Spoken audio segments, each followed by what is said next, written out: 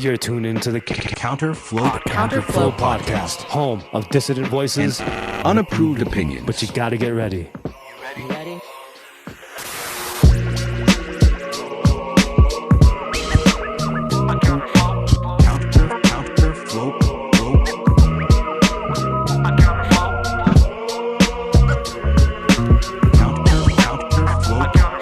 Now here's your host and humble narrator, Buck Johnson. Let's go.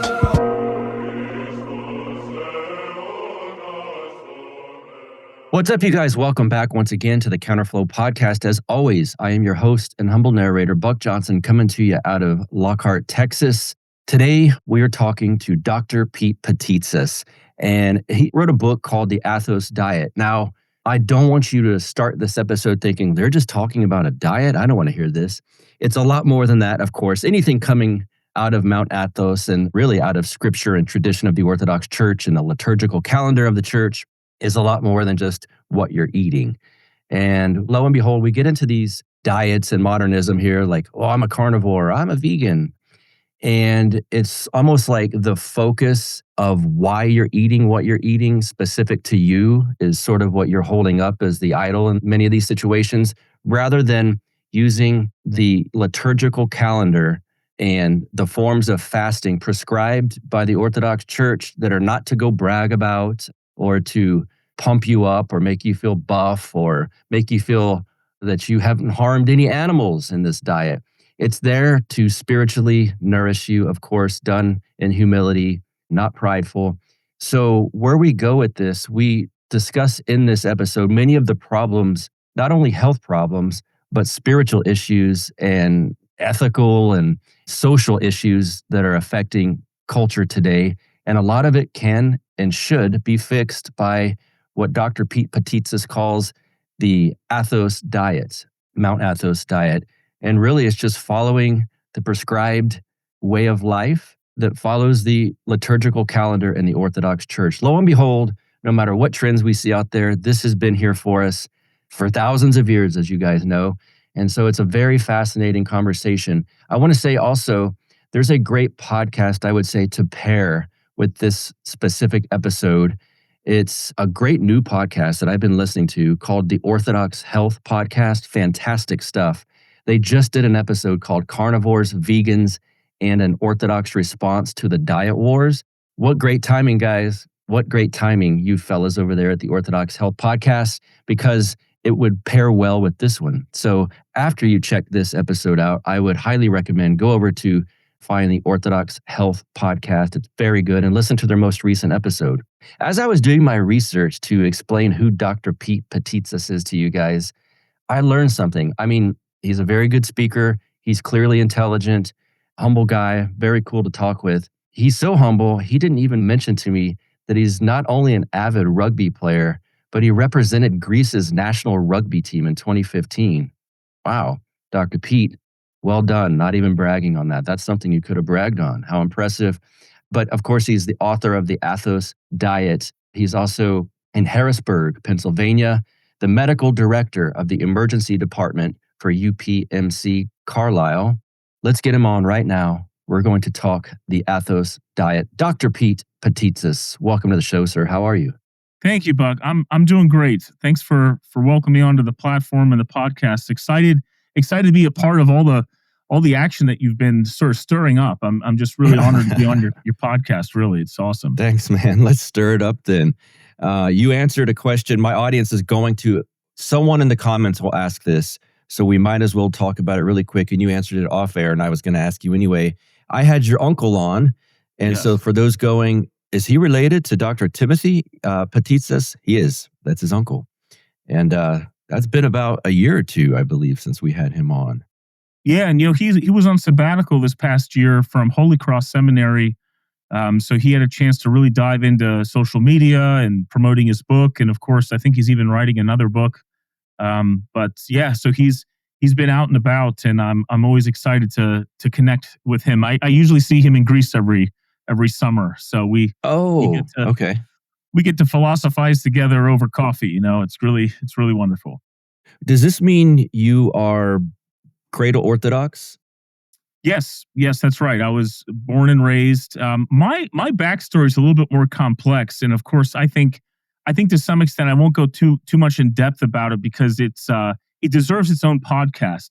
But Mhm. let's just say that it took me 38 years to leave the zealot old calendarist movement, and in the last 4 year or 3 or 4 years, I've basically returned back to world orthodoxy. A lot of that was a, let's call it, an experiment with good intentions, with I think bad results from my father, who I think is a very blessed person, but one way or another made the wrong call. But and I think world orthodoxy needs to understand some of the spirit of that movement, and also to protect itself from divulging into that movement. And so, for another time, perhaps. But yes, Mhm. I was born and raised in the Orthodox Church. Specifically, actually, I was baptized into ROCOR.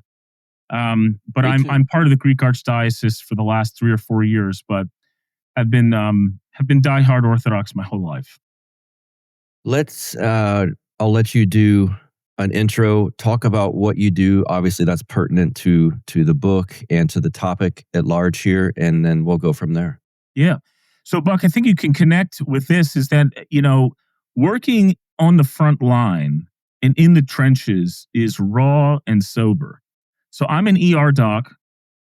When people get pulled from the scene, as I'm sure you have done many times, they usually end up in an emergency department, and that's where I am. I'm board certified emergency medicine in the United States. Went through all the schooling and the residencies and the training to do that. And so my full-time job is essentially, you know, living in that setting of the sober and the raw. Just yesterday, I was at a court hearing where I was subpoenaed to comment Mhm. on CAT scan findings of a six week old that was punched so hard in the face by its father that she Oh, almost died, and we had to basically review a very tough case. But you can really see people unmasked in the ER. yes. Yes. And And I before they get to the ER, I was thinking about that. yeah, We yeah, we see sort of a raw version of humanity that a lot of people don't see. It kind of, I think, and I'm not being prideful, that it does help you understand, I suppose, the human condition a little bit yes. more in depth. Buck, you are 100%. You are 100%. There's something about that moment from on scene to, let's say, getting to the ER and being stabilized, that you get to see sides of people that they themselves don't get a chance in a civilized society to see or face or even know that they could have done that. I mean, we all were raised with the Titanic story and heard about the people that were, allowed to drown, and the people that all the ways that it could have been redirected or people could have been saved. And working in an ER, and I'm sure you'll agree, I can totally see how Mm. that would happen over and over and over again. As I've Yes. had, adults complaining why they aren't being taken care of before the 2-year-old that has pneumonia, has an oxygen, of 80% and is dying in front of them, but their elbow with the bruise is more important. And so Mhm. it's shameful, honestly. But it also, you can see some moments of heroism, Yeah. as you do get people that allow that young child to go in ahead of them. And also, it's just the funniest thing, and I think we'll talk a lot about this today, but we've reached this inflection point in our society where we can't outspend our problems anymore. Yeah. We are part of the wealthiest, quote unquote, most powerful society on earth that the earth has ever seen. And at the same time, we have never been so broken. And while we thought that sheer wealth would solve all problems, we've carried that experiment out over, I would say, the last 100 years or so, or at least since the Industrial Revolution, where the rumor was that there would be no room for poverty and for famine and for suffering with the blessing of robotics. And the reality is that we still have those problems. And the reality is also the solution to those problems will not be optimization and refined resource use and allocation use. It will be fundamentally a change of spirit and a change of soul. And, I just go back to our faith to kind of find the answers. But that's where I think this reverb and this echoing in the lines of work that we do is just so powerful, because a lot of people sort of call a magical number called 911 and, it's sorted out, But it's a very scary position to be in. I'm sure you can connect with this, where not only do you witness tragedy, you interact with tragedy, then you're expected to do something. And then if you don't do it right, you could be written up, lose your livelihood, and feel quite guilty about it too. And that's those are not conditions that most people live under. But I think we as frontline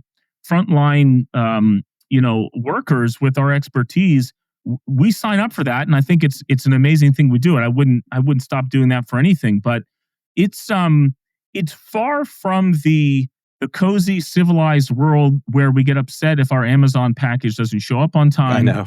That the bus didn't show up on time, that the airplane didn't show up on time, the beverage service was delayed on the airplane. And again, I welcome the fact that we live in a society where that's even possible.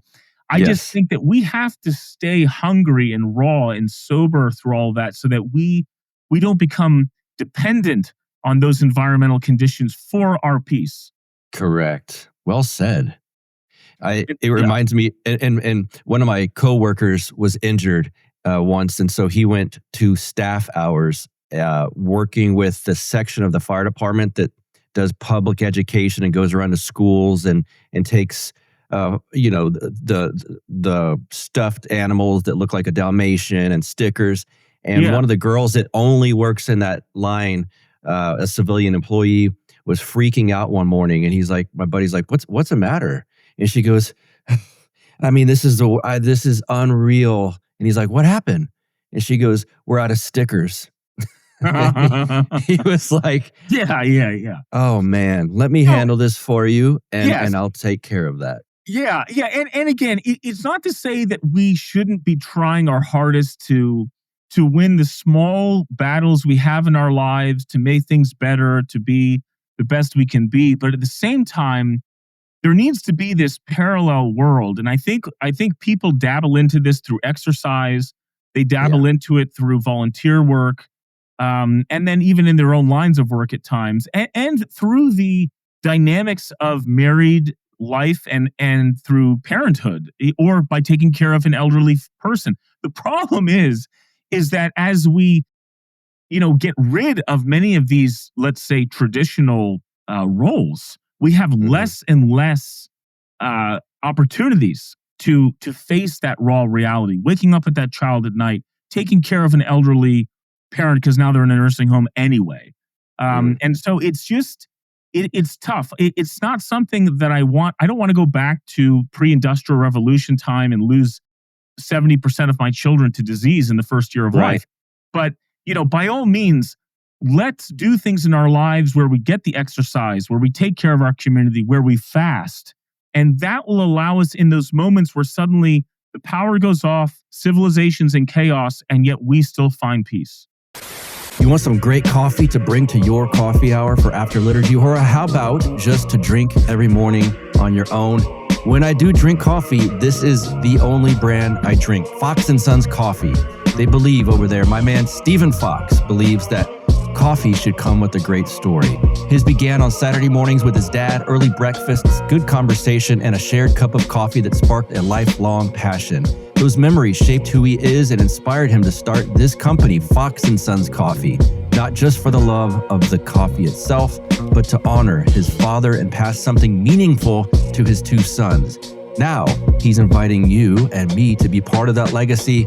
If you guys need gifts, if you just love coffee, and like I said, maybe you just want to bring some to the parish for coffee hour, now is the perfect time to try these handcrafted, family-inspired blends. We've got a code for you, BUCK15 at checkout, BUCK15 at checkout. Get you 15% off all orders over $35, so you can save big and sip better coffee than you may be used to.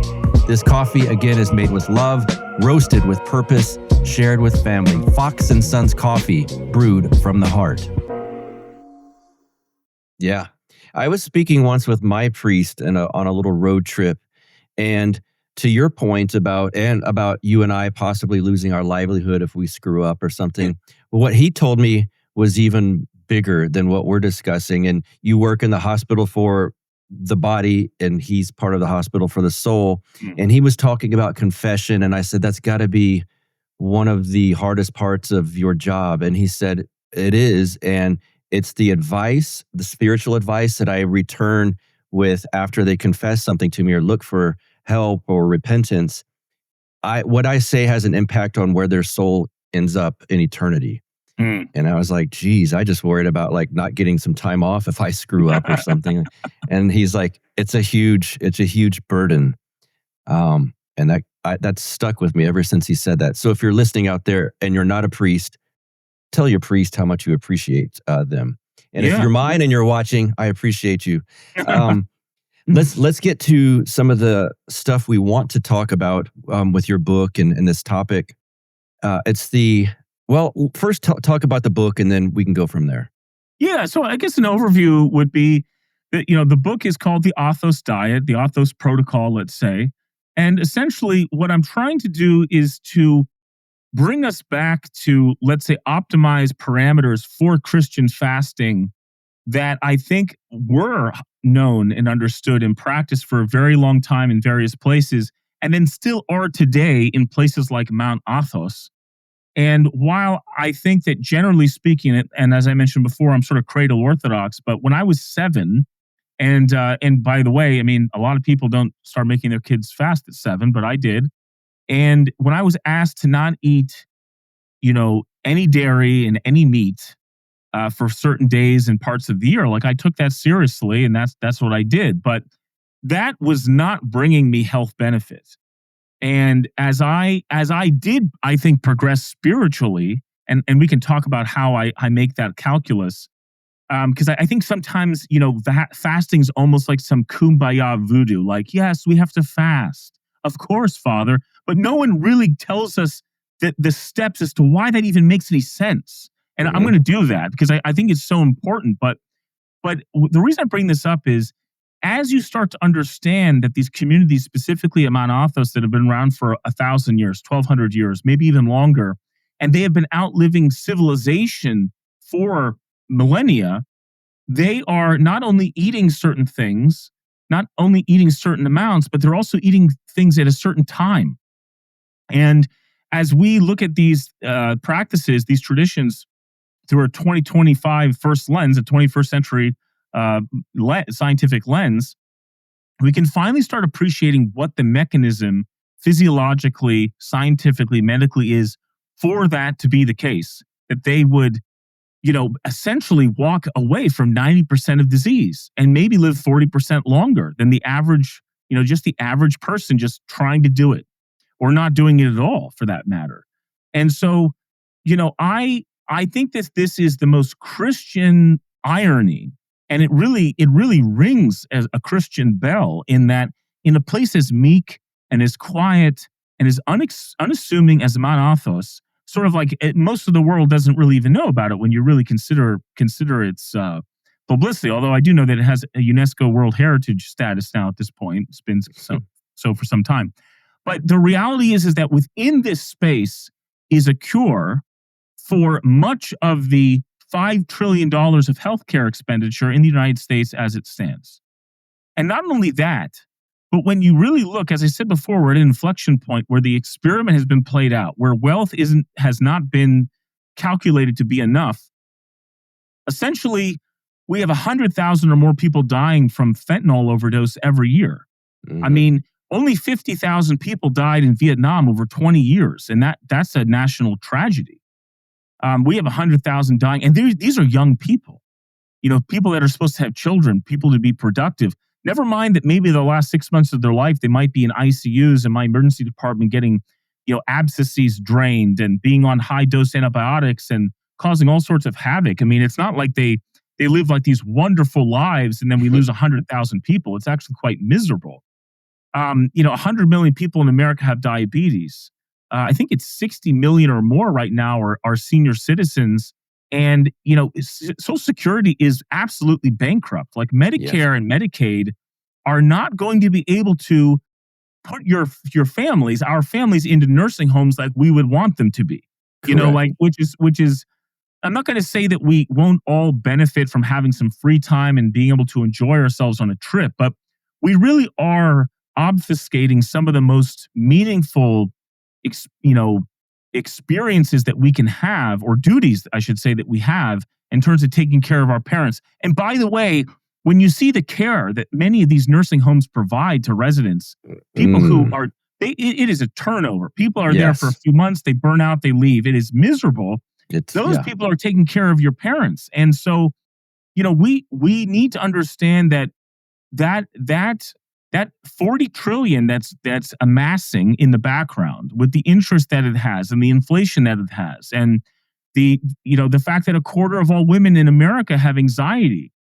70% of draft age men 10 years ago can't even qualify for the draft based on their health profile because of 70%. 70%. This was actually a TED talk given by a general who was actually trying to highlight a national security threat, which was obesity. And by the way, since 10 years ago, the issue has only gotten worse.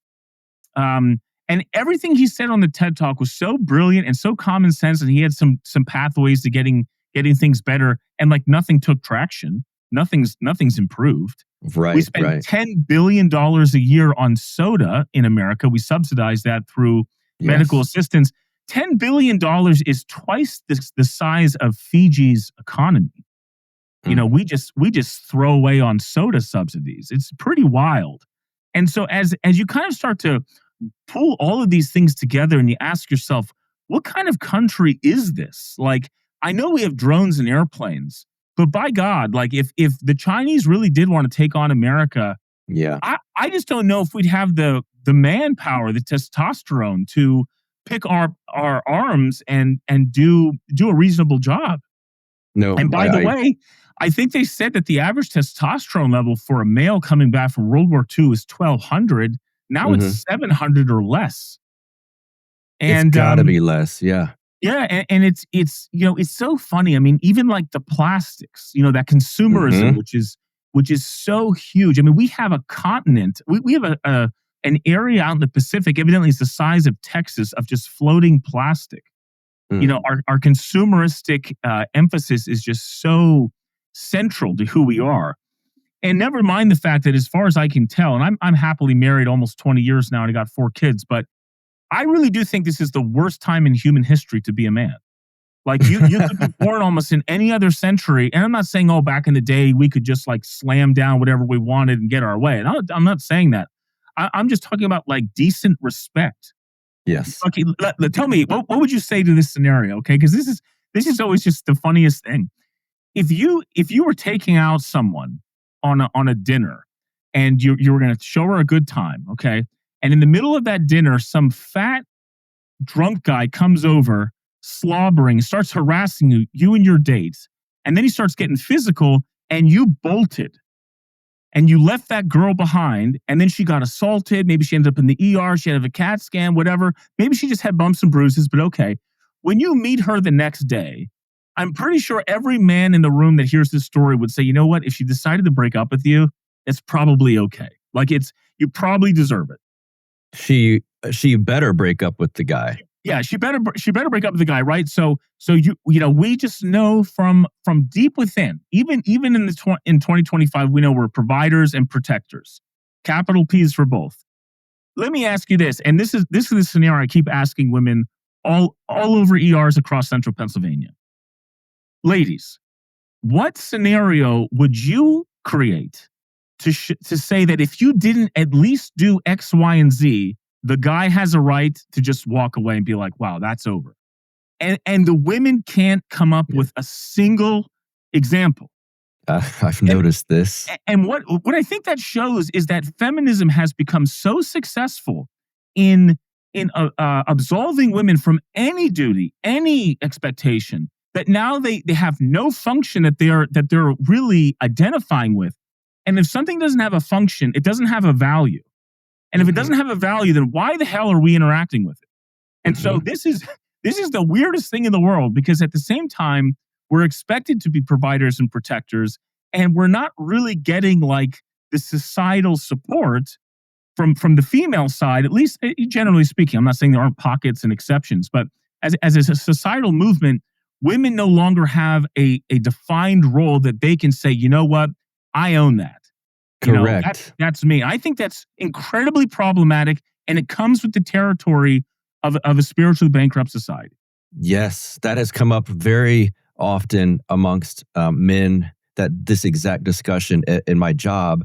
I'm not going to use the term that they use, but they say the women that kind of act like you're discussing, they call it GPS, and it's golden something syndrome, that they're only relying on one thing to offer the guy, and it's something physical. Let's, how did if they're even getting that, I wonder, this in this non-intimate, non-affectionate society as well, which is just, again, it's just very strange. Yeah, amen. It sounds like I did a lot of research on you leading up to this. I found it was nice to see you on with friends of mine, and forgive me for David Patrick Harry and John Heers for not catching these episodes when they came out, but they were fantastic. And it sounds like intermittent fasting, which is fairly trendy in the fitness world, I'd say at the moment, and it has been for a little while, sort of came from old Christian monks a long time ago. Yes. And it's biblical in a sense. Yes. If you look back to the writings of Saint Epiphanius from, I think it's the 3rd century, Saint Nicodemus from, I think, 17 or 1800s, who was a monk from Mount Athos, who's referencing writings from Saint Epiphanius. And then actually, as I've read through different quotes and statements from various Roman popes, even before the schism, various other ascetical saints, there was this understanding that fasting was just part and parcel of the spiritual pathway. And they recommend it, and it often included one meal a day and a certain ration of water and salt. And again, there's different ascetical practices. But essentially, if we could say that the universal consistent story was eat all the calories you're going to eat in a certain confined window of time. And I think what's so key about this, and I think this is where the orthoverse really needs to hear this message, is that, spirituality is to God the Father as Jesus Christ. Let me make the analogy right. God the Father is the spirituality as Jesus Christ is the fasting. All right. You have this God the Father figure who teaches us something about spirituality. You have Jesus then that manifests, incarnates himself on earth to show that there's a relationship between creation and the spiritual world. And not only does Jesus Christ become man to bring us closer to the Father, but then we even become aware of the Trinity through his incarnation. So there's something about the participation with creation that actually gives us more deep insight to the spiritual. And I do believe that fasting is that incredible intersection between the spiritual and the material. And in fact, through that interplay, both paths are blessed. I mean, there's a reason that our bodies are resurrected in addition to our souls. And there's healing for both soul and body with communion. All of this is not forgetting the body. And so by all means, let's take care of the temple of our souls. But I bring this all up to say that, this intermittent fasting movement, which, I wrote this book in 2017. I think intermittent fasting, maybe with Jason Fung, was kind of being explored just in those last few years leading up to my book. But point is that, all of these things are just biohacks until we show the connection between how we can use that tool towards a spiritual good. I don't want Brian Johnson living to 160 so I can see his Instagram photos for 160 years. Right. Now, I might be interested in seeing the Instagram photos of my great-grandchildren as a result of biohacks, and so that in that regard, all of this is just a fad diet of 52 or whatever it is now, 60 billion spent a year in America, until you connect it to something more culturally deep. And that's where fasting needs to be. That's where biohacks done right is fasting as a spiritual practice. Otherwise, it's just a fad. Yes. I'm never going to get anyone to fast Wednesdays and Fridays, 40 days leading up to Christmas, 48 days leading up to Pascha, so on and so forth. If it's just a biohack, it's just not going to work. We've already played that out. The infomercials have been playing for decades. Americans keep getting fatter, unhealthier, and more and more broken down, both physically and spiritually. And so this is where I think we have to start with the first principles, which is something like, to prepare for communion, I need to fast. Mm-hmm. And to prepare for communion, I need to go to confession. And in order to pursue confession in the right mind, I need to be open to feedback. I need to bless my enemies. Because you know what an enemy is? An enemy is a person who gives you feedback on things you don't want to hear. And if I love my enemies, that means that I love the critique. And I might actually embrace the critique and become a better person. And I can confess the things that I'm ashamed of, to my spiritual father. And I can fast to communion. And then when communion is finally given, 12, 14, 15 hours later, I'm intermittent fasting. And there's literal physiological changes that are occurring along the way that God has literally engineered into the physiology of ourselves so that we begin to heal physically. So imagine this. I go through this every day, this process of reflection and preparation and having communion. And of course, the goal for an Orthodox Christian is to be prepared for death every day. And as we say in the Greek form, I hope I don't screw this up, but ion pathenis, prin pathenis, then tha pathenis, auton pathenis. If you die before you die, that when it comes to die, you will not die. Mm-hmm. And it's just the most powerful, simple, meek phenomenon that through this build-up towards communion, God is saving us spiritually and physically. And as we've said, Bach, we know what that physical suffering looks like. Like, I would love to clear out 90% of all the diseases in my ER every day, to extend the lives of people who would have lived 40% less, because that's what happens when you intermittent fast. You live 40% longer. And so imagine a society that was truly Christian and truly preparing for death every day, and what that would do to the economy, what that would do to the beauty of individuals, the progress of society. All of this comes back to this fasting rule. And it's only mentioned 70 plus times in the Old and New Testament, that we're supposed to fast. So it's just like, if we just knew that we were self-exiling ourselves from the cure, we're stepping over dollars for pennies, we're stepping over the cure for comfort, what type of healing we would see throughout our world. It would be a new age. And it's just something as simple and universal as fasting.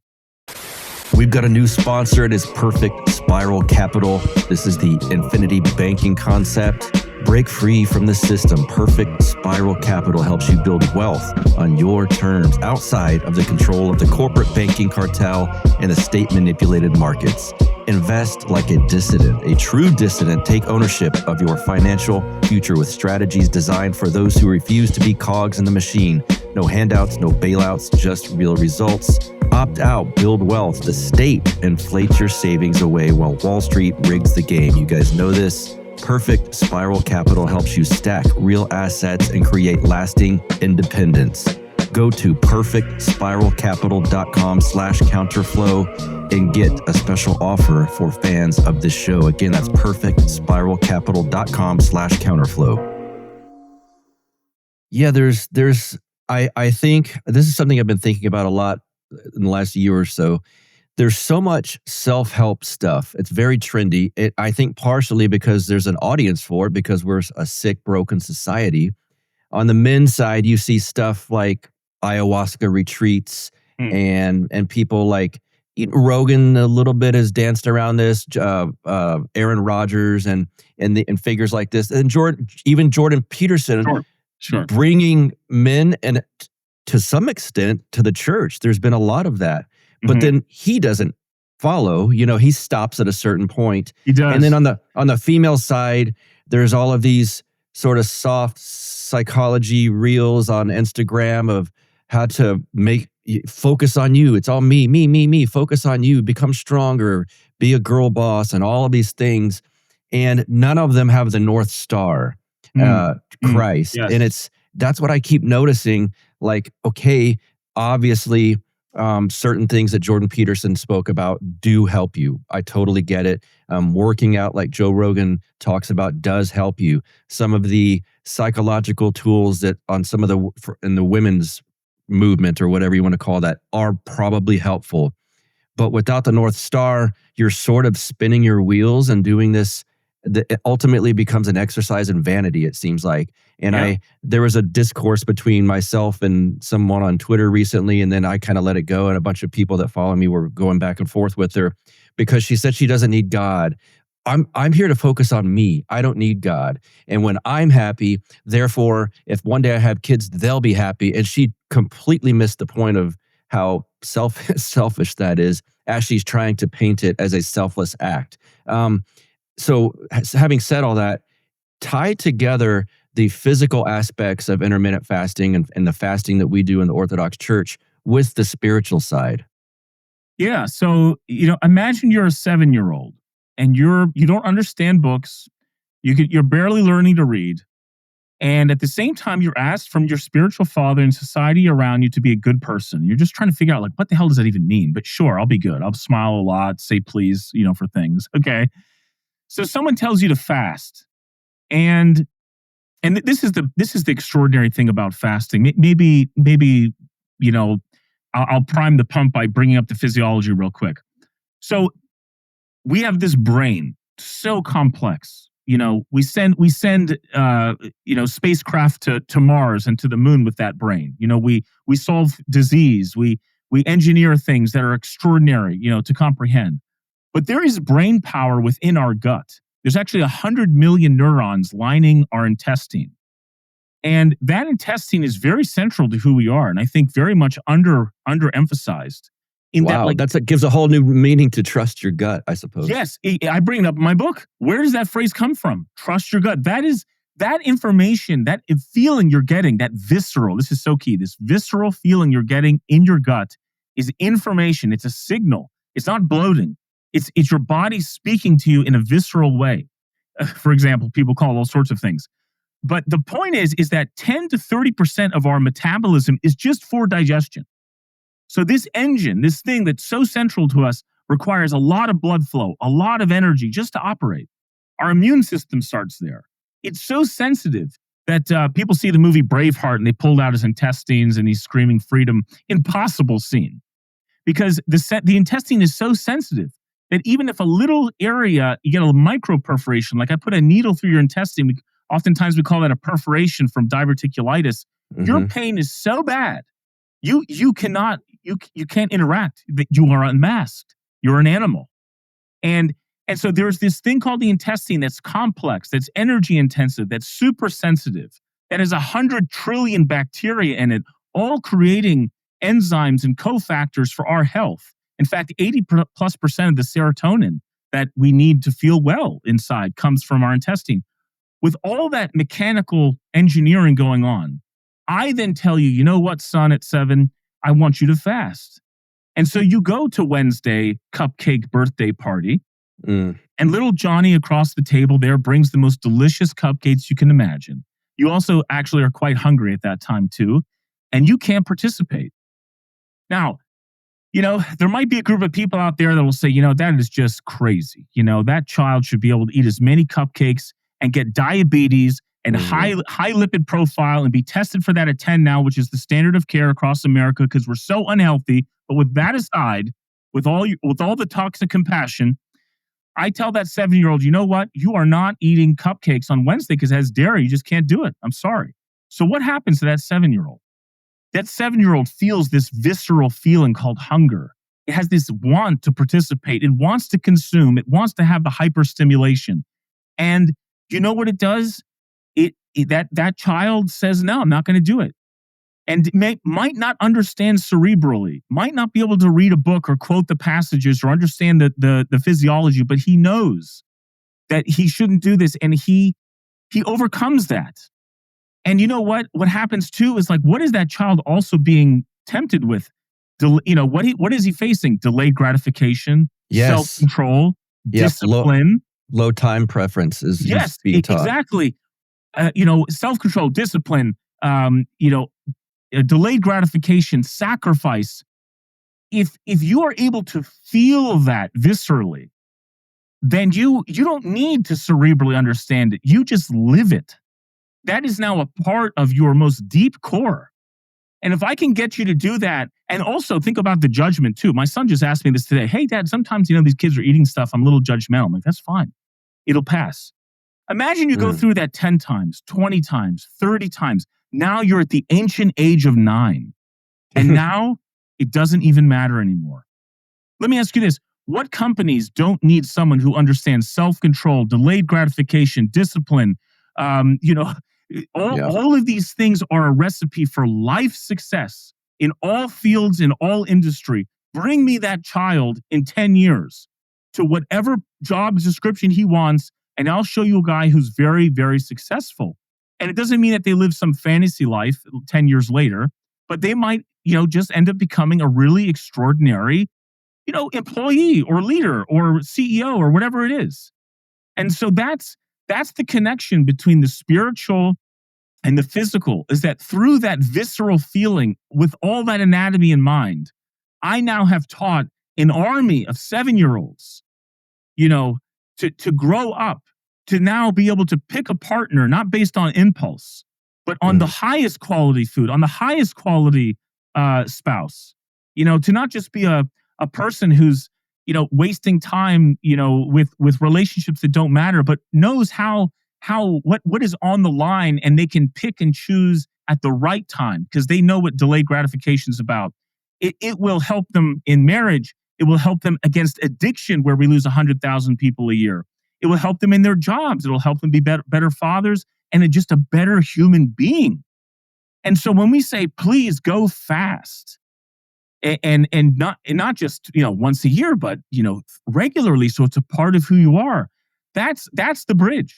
That's the bridge between the spiritual and the physical. And by the way, when I was doing it so correctly, where I was just eating all the white bread and candy I wanted, right? Because I ate as much as I wanted, and all the wrong foods that was quote unquote fasting, I still went through some friction there with the cupcake parties and whatever, because I had some generic parameters. But now I'm looking back at the writings of the spiritual fathers, what they do at Mount Athos, what they're doing all over the world, and trying to bring together these parameters that make Orthodox Christian fasting not only a spiritual exercise, but also bringing on the physical healing element. And that's where we get 90% of all disease. Wow, God, God, my God, why have you forsaken me? He is not. That's where you get a 40% longevity benefit. God has not forsaken us.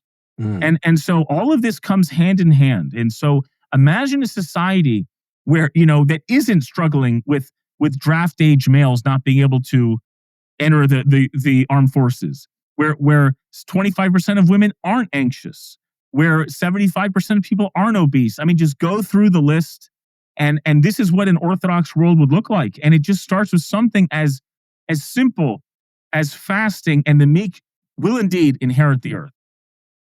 It reminds me, Father Turbo once said, and I don't remember if he said this on my show or I heard it on the Royal Path podcast that he used to do. Show me, I think he said a young man, I suppose you could say woman too. Show me a young man who's addicted to porn, and I'll show you one who's not fasting. And it sort of speaks to that delayed gratification sort of thing. Like, because porn, video games, kind of quick fixes for some weird urge you're having. Not weird necessarily. Video games kind of weird, but it's because you're not used to going, no, stop, hold on, I can do without this.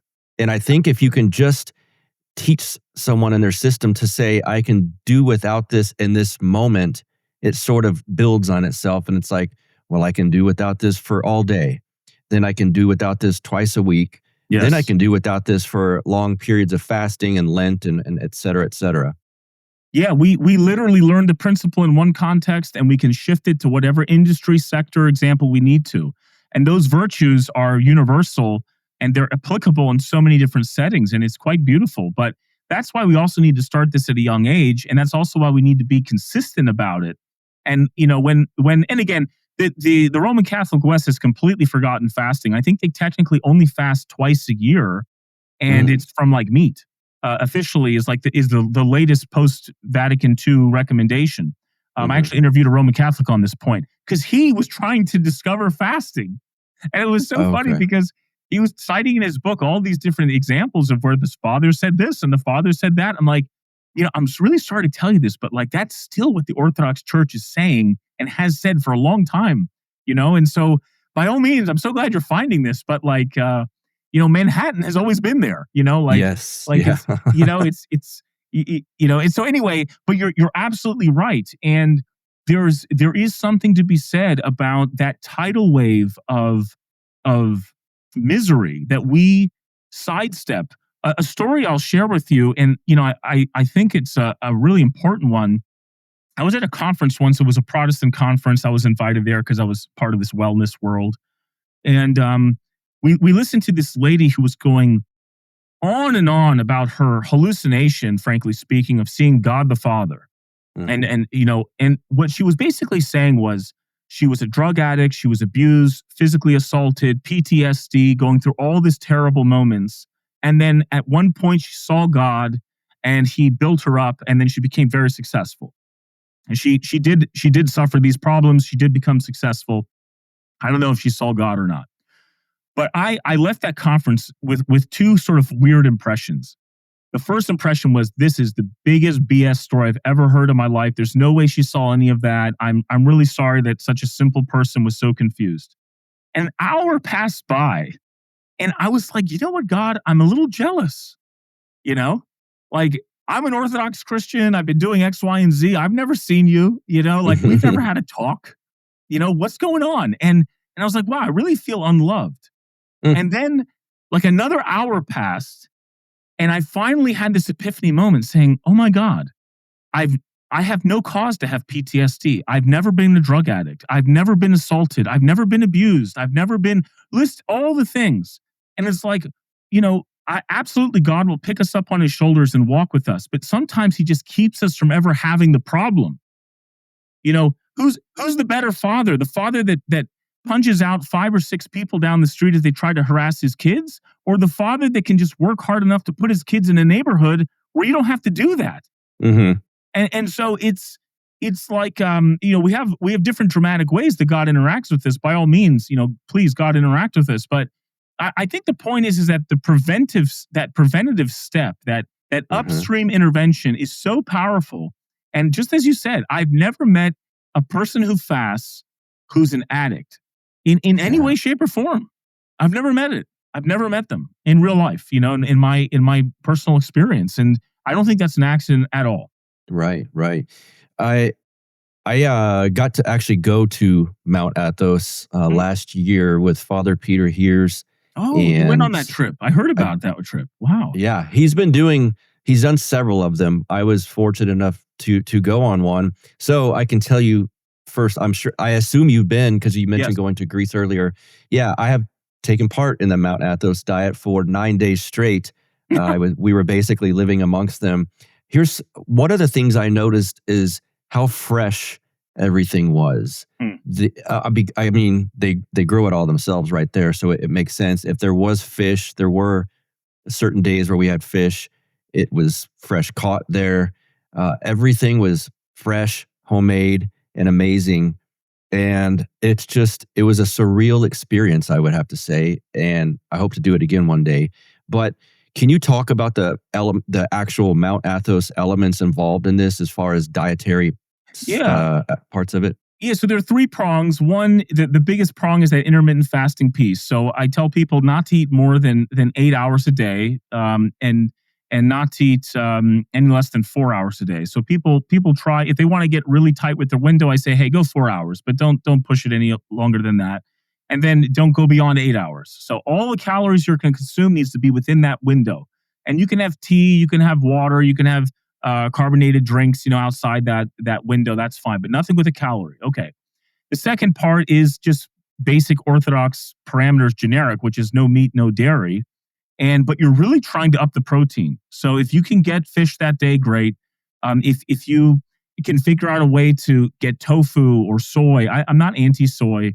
That's fine as well. There are a lot of foods, when you look really intentionally, that have a higher protein, let's say, to carb ratio than let's just say eating a whole bunch of bread. I mean, you can get protein from bread. It's going to cost you 1,000 calories to get, 80 grams of protein from it. Okay.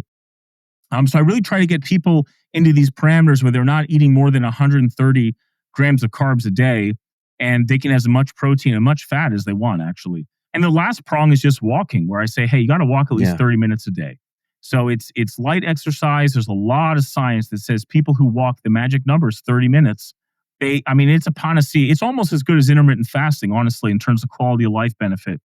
But these three things really mimic the life of the monks. And again, I'm trying to optimize what is best practice based on the writings of the fathers, on studies that there have been, and trying to then connect the science to it. I'll give you an example, maybe something that's maybe Orthodox Christians need to reflect on. I've never seen scientific benefit in not drinking water. Now, I'm not trying to say it isn't out there. Maybe with a little bit more faith, we'll prove that. But oftentimes the going without water part is like optional. And I'm not saying before communion, like, midnight to liturgy. I think that's easy. But prolonged fast where you're not drinking water, I think is problematic. In fact, the first time I did a 72-hour fast, no water, no food, was right in the first year I got married. That was almost 20 years ago. And I felt like crap at the end of it. I lost a lot of weight, but I felt like crap. I repeated it, I think 2 more times, then I stopped because I just wasn't feeling better. I wasn't a doc at the time either. I then repeated that same 72-hour fast this past Great Lent, the first 3 days, but I had water and electrolytes. I can't tell you how extraordinary I felt at the end of 3 days.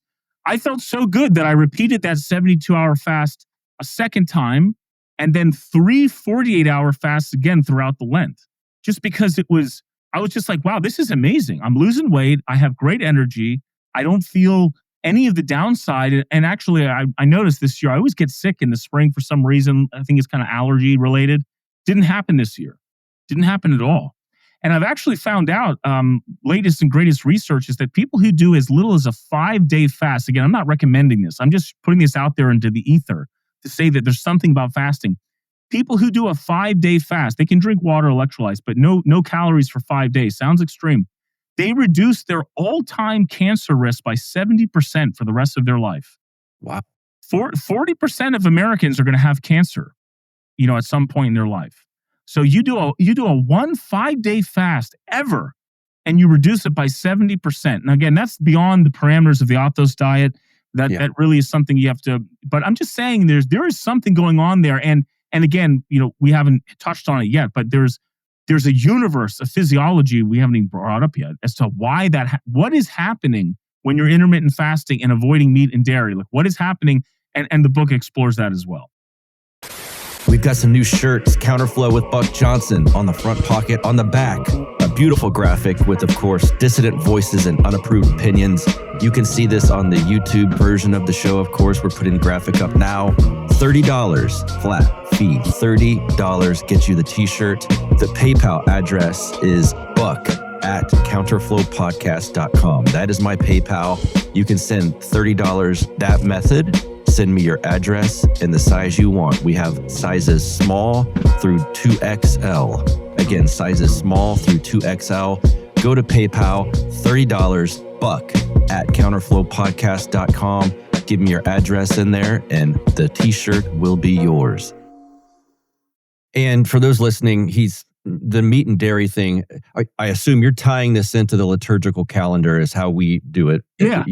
Yeah, so the send-off, the Athos Diet, it mimics Great Lent. So what I tell my patients and the people reading the book is, hey, let's imagine you never even heard of Orthodoxy, just got a copy of this book. I say, hey, for 48 days, which of course mimics the time frame of Great Lent, you're a vegan, you can have shrimp and stuff, but you're essentially going without meat and dairy, you're intermittent fasting, and you're walking. That's it. And people lose 10% of their body weight.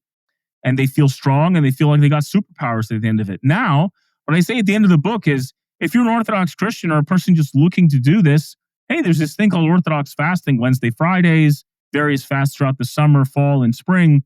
Let's just, if you're going to fast, let's just do it in this optimized way so we get the physiological benefit. Of course, you're getting the spiritual benefit already, but let's do it so your body heals as well. And so, yes, we mimic then the liturgical calendar. And what I think is, again, so powerful Jordan Peterson, Jonathan Pajot, they talk all the time about the alignment of our lives at the community level to the highest good, which is God, right?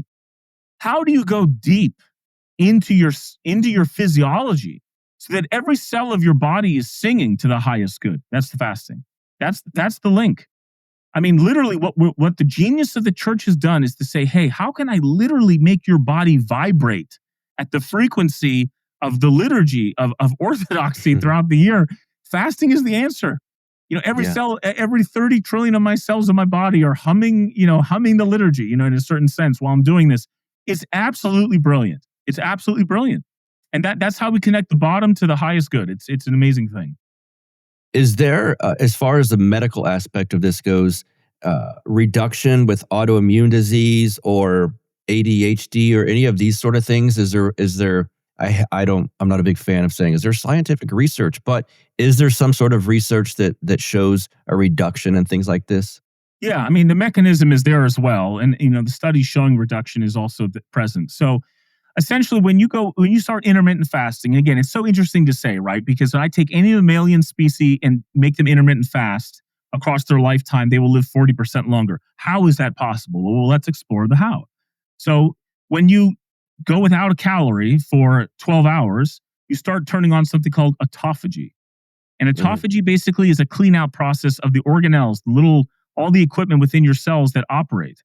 And so, the oxidative stress of those cells goes down. Sirtuin release begins to occur. These 7 sirtuins are such powerful molecules that pharmaceutical companies are now trying to figure out ways to have those things activate and release, or to insert them in you, so to speak. And so those sirtuins, they're called the Magnificent Seven, and they fight cancer, they fight inflammation, they fight infection.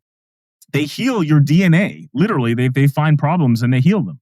So you're literally healing within. Your own DNA code is being healed through the sirtuins, among other things.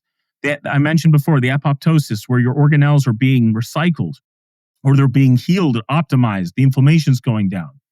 Ketones start to get released around hour 12. As you go to hour 16, you're getting a lot of ketone release because now you've burned through all the sugar called the glycogen in your body, and you're starting to burn fat. And your brain actually likes fat. It likes sugar, certainly, but it also actually prefers fat in the form of ketones to burn. And when you do that, it actually presses on the buttons, on the receptors called GABA receptors in your brain that are the same targets that alcohol targets and benzodiazepines. So when a quarter of the population or women have anxiety, and actually benzodiazepines are some of the most common drugs that are extremely addictive. Like when Jordan Peterson had months of being in various hospitals, et cetera, that was all benzo withdrawal. And there's a lot of debate as to if he knew that or not. I find it hard to believe. I think he even wrote a book or a thesis or something on alcoholism. And alcohol and benzodiazepines are exactly the same thing, but in terms of their mechanism. But anyway, point is that those are powerful buttons to press, and ketones sort of innervate those same GABA receptors, so you don't feel as anxious. And at the same time, your brain now is, when people say, "Hey, I'm not eating as often, and I feel more clear in my mind." Mm-hmm. Well, that's like clean burning fuel. The ketones are clean burning fuel, let's say, for your brain. At the same time, somehow about eating in that particular amount of time allows your intestinal system to be more efficient. So you start to become more efficient in your liver with the detox process, because your liver is the detox center, with managing and organizing your cholesterol, your lipid profile, your triglycerides. All the studies show when you intermittent fast, these things improve your lipid profile in all measures. Mm-hmm. Your insulin sensitivity improves. Your insulin resistance gets less bad. All of these things start to sort of heal and regenerate as you're intermittent fasting. And as you're doing this every day, boom, you're getting renewal every day. Another thing too that is not really maybe it's emphasized, but growth hormone release. So there's a huge hormonal benefit to this as well. And so it's true, when you fast, testosterone goes down, but as you reintroduce food, the testosterone level increases multiple amounts. So I don't know what the curve looks like, but the point is that you might think you're losing, but overall you're actually net higher through this intermittent fasting process. And then growth hormone is absolute game changer. I mean, not only is it used exogenously, illegally by sports and Hollywood stars all over the world. But with growth hormone, you can release it when you sleep, when you exercise, and when you fast. And so some people, as they are intermittent fasting, will increase their growth hormone release by 1,500%. These are expensive drugs, and you can get it naturally, and it has a huge impact on collagen, muscle release, muscle lean mass, your metabolism, etc. And what I found so interesting is I oftentimes track my metabolism through these different fasting periods. What's very interesting is that they've shown that with intermittent fasting, your metabolism doesn't slow down. It actually might increase slightly. Well, why would your body be metabolizing at a higher rate when it has less food to process through? And my theory is that if it doesn't have to use 10 to 30% of its energy to take care of the intestine and digestion, it's taking care of everything else. Mm-hmm. And so, all of this goes on and your blood pressure improves. There's BDNF, which is a molecule found in the brain that is protective against Parkinson's, diabetes, Alzheimer's, Huntington's disease, every neurodegenerative disorder. All of this stuff's getting released. So what I'm trying to tell people is this: God made the world. True or false? True. He made our physiology. His highest form of creation was a human being. All of this stuff is occurring as we take on the commandment and the discipline of fasting. And so why are we diluting the gift? If we do it right and we do it consistently, you will sidestep 90% of all disease, because 90% of it's completely preventable, and these are the mechanisms to prevent it, and you will live 40% longer. And not just 40% longer watching Netflix and living in a nursing home. You will have vitality to be a member of your community through all levels and phases of your life.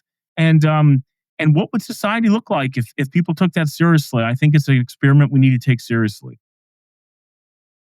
Well said. I also want to ask about a lot of people watching this are going to know this, but the importance of communion and why we fast leading up to it. Yeah, again, I think it goes back to the same thing with the child who is learning to say no. And we all know what it's like on a Sunday morning after a hard work week to not want to get out of bed. It's like you're the most tired on Sunday morning, getting up suddenly, you're waking up at 5:30 all week long, and it comes to Sunday morning and you're like, oh my gosh, I need to sleep until 12 or something. Is that really the case in terms of need? I'm not sure. But the reality is that as we prepare for communion and as we interact with our community, who also in theory should be resonating with these same values and these same approaches, we are through the process of doing something bodily, we are also echoing something spiritually. And all of these things go hand in hand. When a good father isn't just someone who pontificates stuff. He does something in a reality for his children. And so we need to manifest the concepts into being. And as I mentioned before, when fasting is so visceral, well, that's also why in the Garden of Eden, the first commandment was a commandment about fasting, because it's so core. If God wanted to test us to see if we had what it took for the job, he's going to press us at the most deep point. And again, there's 100 million neurons there to press on. And so he says, don't eat of this something. And when they did that, they did something so visceral and so core, and they were cast out. And the promise when they left the Garden of Eden were three things. It was work, it was pain, it was death. And I think all of us can resonate with this idea that if you're not living in those fields, you're just not living a true life. It's not to mean that we should seek suffering. We're not masochists. We're not sadistic. Right. But in those three realms, we also can seek healing to bring ourselves back to the garden. And so, again, all of this stuff, it's not like God said, if you say a certain incantation or if you don't say prayers at a certain time, I'm going to kick you out of paradise. There was a physical something that occurred that then was a spiritual test. And it's just the same thing with the Eucharist. We also partake of it for healing of both soul and body. We're taking care of the temple of our soul. And all of this comes with the territory. It's just part of that map. let's plug away. Where can they find more about you, the book, anything? So, the Athos Diet is on the athosdiet.com. We have an ex Twitter account. Every once in a while, I get some time to post something. It's always funny posting on there and all the responses. Things you don't expect to see. But you sometimes you want to fight the fight, and other times you just sort of back off and let things fade away. Yes. What is that account? It's just I think it's called the Athos Diet. Is my arm or whatever it is. There's a great YouTube channel with a lot of there's some podcasts on there. There's some 3 to 5 minute videos. There's a great trailer. There's a beautiful video on the Athos Diet, which I thought would just be an Oscar-winning something that I worked a long time on getting footage from the Athos to produce this on there. So there's just a lot of hidden gems. But the reality is this: if you're a Christian, and I know there's about 2 billion of us, and if you live in America and you're trying to get your life back on track, and everyone wants to heal themselves inside and out. And these processes are oftentimes in concert and they resonate with one another. And Christian fasting is just the way to start that process. Before you even know what to do, just do, just feel. Like, don't just learn it, feel it. And that fasting rule will bleed into every aspect of your life. And I don't care if you're 6'6", or if you're 5'5", or if your IQ is 160 or 80. This is a visceral experience. It's absolutely universal, and that's why God chose those buttons to press. And so, by all means, let's take up our cross and walk. Let's stop self-exiling ourselves from the cure. And these are the places where you can find more about it. So, Buck, I really appreciate your time on this, but I really feel like we're trying to save the world. And it's going to manifest through finance, relationships, through the balance between masculine and the feminine. It's going to manifest in our security profile, in what we do, how productive we are. It's the button for everything. And that's why in the Garden of Eden, it started with that. And that's how we return to that. So. And how many times around was it mentioned in the Bible, fasting? You mentioned it earlier. Over 70. 70. Either a prophet was doing it, or we were asked to do it, or we were commanded to repent and fast. It's very often it's referenced, and I don't think God could scream it enough. Yeah, it's interesting. In some versions of the Bible, I think it's in Matthew, and I cannot remember which chapter verse, where in the Orthodox Bible it's still there about praying and fasting. Fasting has been removed. I don't know if you knew that. I have seen that phenomenon, and it is to our own detriment. And I'll tell you, and even among our own Orthodox priests, I'm telling you, it's something that we as Orthodox resist. It's something that the West has forgotten, and both are a mistake.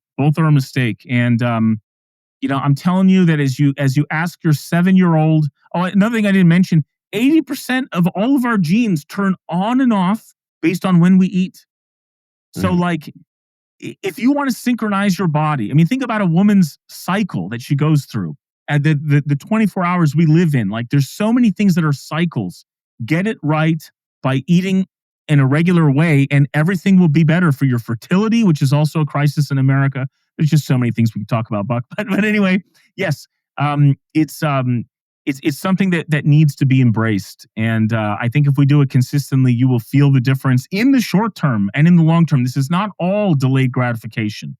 There will be things that we delay, but much of what I'm talking about, which is, Buck, what you and I see every day, which is the suffering and the tragedy and the sorrow, by all means, there's 10% of what goes on is going to happen no matter what, and that's sad and that's sorrowful. But let's get rid of the other freaking 90%. Just take the 90% off the table. And that way, Buck and I can get down to business and command every resource and contact we have to save you from that 10%. And we will be there for you. But for the other 90%, we got to pick up our cross and do it on our own every day. Amen. Dr. Pete Patitsas, thank you, sir, for being here. Thank you, Buck. It was great. All right. I hope you guys enjoyed the discussion with Dr. Pete. As always, you can subscribe to this YouTube channel. That would be very sweet and kind of you. I would be very thankful. Order some shirts if you want one. Follow me on Twitter at BuckRebel, BuckRebel. The Telegram group, always going strong in there. So until next time, you guys have a good one. See ya.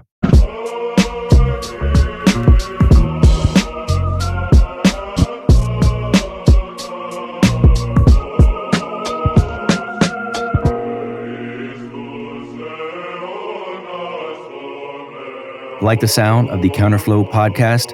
Our audio production is provided by Podsworth Media. Check them out at podsworth.com. This has been a Dissident Media